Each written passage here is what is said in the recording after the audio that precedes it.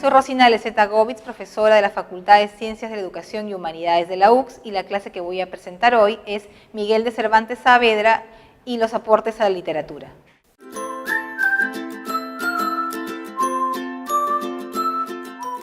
Miguel de Cervantes Saavedra es ese escritor español famoso, nacido en el siglo XVI y fallecido en 1616. Él fue un soldado, fue un dramaturgo, un poeta, pero sobre todo se le reconoce como un novelista y como autor de la inmortal El Don Quijote de la Mancha. La obra de Cervantes es una obra que se caracteriza por varias cuestiones que lo hacen inmortal.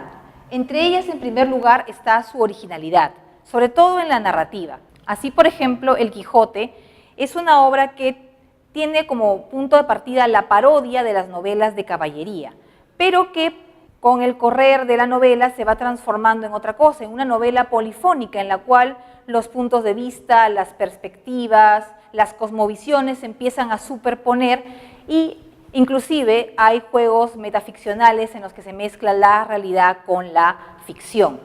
Cervantes tiene una gran influencia en la novela contemporánea. Todo lo que es escrito después de él en realidad son reapropiaciones, son reelaboraciones de los recursos que él manifestó en esta gran obra que es El Quijote.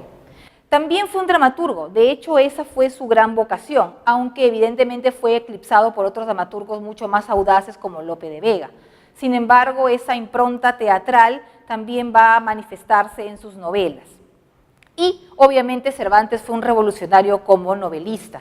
No solamente El Quijote, de la cual me voy a ocupar más adelante, sino también de otros textos como La Galatea, esta novela pastoril, o por ejemplo las novelas ejemplares que él compila en 1613, o por ejemplo los trabajos de Persiles y Sigismunda, en las cuales se narra, por ejemplo, las aventuras de una pareja que se hace pasar por hermanos y viajan desde el norte de Europa hasta Roma. En todos estos ejercicios narrativos él mostró una gran originalidad, una gran experimentación, y por eso se le recuerda como el gran novelista que hoy fue. Así, por ejemplo, El Quijote fue recibido de diferentes maneras a lo largo del tiempo. Por ejemplo, en el siglo XVII era una novela básicamente de entretenimiento. En el XVIII, por ejemplo, los literatos ingleses la redescubren y las primeras ediciones de lujo, curiosamente, del Quijote son de literatos ingleses. Ya en el siglo XIX, el romanticismo alemán redescubre nuevamente al Quijote y ese carácter de héroe idealista es de alguna manera propugnado por estos alemanes. Es recién en el siglo XX, más o menos en 1905, que de alguna manera el Quijote es celebrado ya en el ámbito hispánico. Y de ello somos herederos nosotros, que en el 2005 hemos celebrado por todo lo alto su cuarto centenario. Ahora, ¿por qué es importante el Quijote? Por tres razones, diría yo. La primera sería la modernidad literaria. Todo aquello que se ha hecho después del Quijote proviene un poco de todos los recursos literarios que de alguna manera inventa Cervantes. Todo lo que se ha hecho de Dostoyevsky a Kafka, de Flaubert, Mario Vargas Llosa, todo eso ya está en el Quijote en el siglo XVII. Por eso es moderno.